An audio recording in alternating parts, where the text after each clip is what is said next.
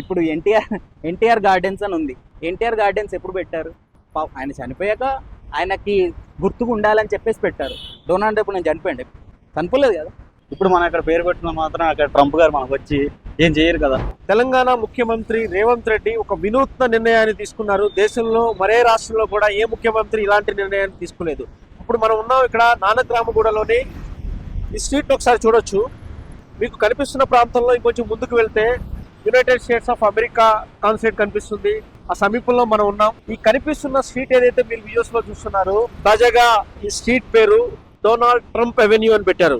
America అధ్యక్షుడి పేరు హైదరాబాద్ లోని ఒక వీధికి పెట్టడం అనేది ఒక పక్క అభినందనలు, మరో పక్క విమర్శలు రెండు వచ్చాయి. కానీ దేశంలోనే ఇది ఒక వినూత్న నిర్ణయంగా చెప్పవచ్చు. దేశంలో మరెక్కడా కూడా డొనాల్డ్ ట్రంప్ పేరుతో ఎక్కడా వీధి పేర్లు కానీ దేశవ్యాప్తంగా ఏ రాష్ట్రంలో కానీ లేవు. ఇదే మొదటిసారి డొనాల్డ్ ట్రంప్ పేరుతో ఉన్న ఒక వీధిగా చెప్పవచ్చు. నానక్రామగూడలోని అమెరికా కాన్సులేట్ కి వెళ్లే మార్గం ఇదంతా. అంటే అమెరికా కాన్సులేట్ నుంచి ముందు ఉంటుంది ప్రధాన రహదారి. అక్కడి నుంచి మొదలు పెడితే ఐసిఐసి బ్యాంక్ వరకు కూడా, ఇప్పుడు మనం నిలబడ్డ ఈ ప్రాంతం వరకు కూడా ఒక దాదాపు 1 కిలోమీటర్ వరకు ఉంటుంది. ఈ 1 కిలోమీటర్ ఉన్న రోడ్ అంతా కూడా డొనాల్డ్ ట్రంప్ అవెన్యూ అని పెట్టారు తాజాగా. ఇది చాలా హై సెక్యూరిటీ జోన్ గా చెప్పవచ్చు. ఇక్కడికి ఎవరు కూడా కొత్త వ్యక్తులు రావాలంటే ఐడెంటిటీ చూపించాలి. ఇక్కడ పనిచేస్తున్న ఎంప్లాయీస్ మాత్రమే ఇక్కడికి అలౌ ఉంటుంది.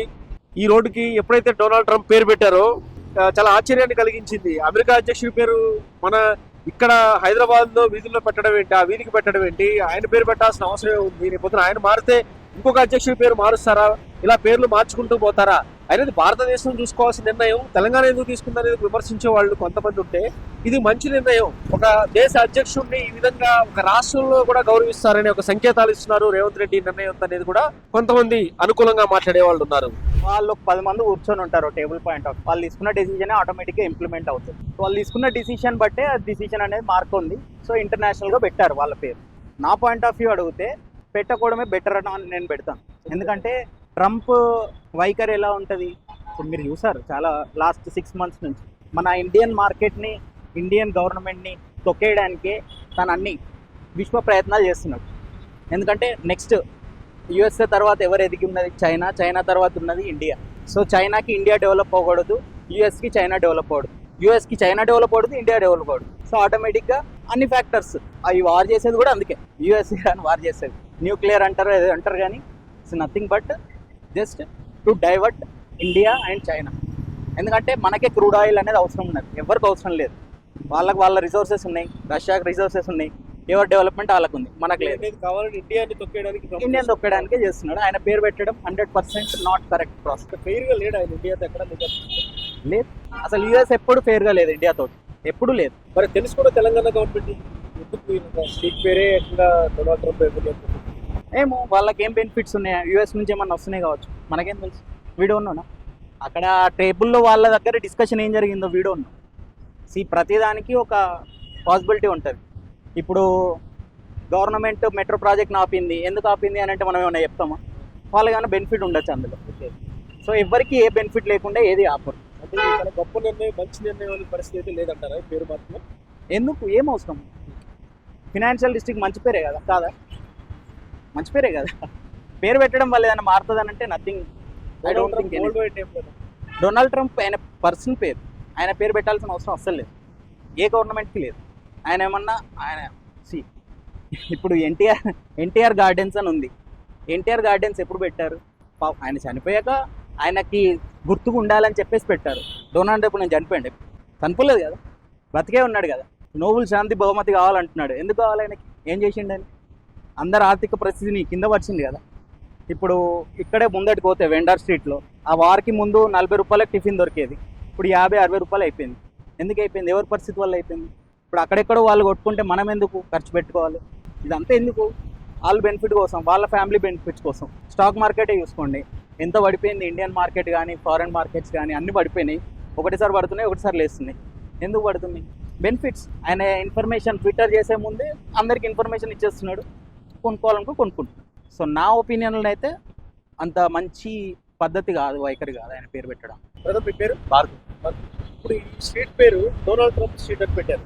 అది గవర్నమెంట్ ఆ డెసిషన్ తీసుకుని తెలంగాణ గవర్నమెంట్ కరెక్ట్ అనిపిస్తుందా మీకు? రాగా అంటే రాంగ్ అనిపిస్తుంది.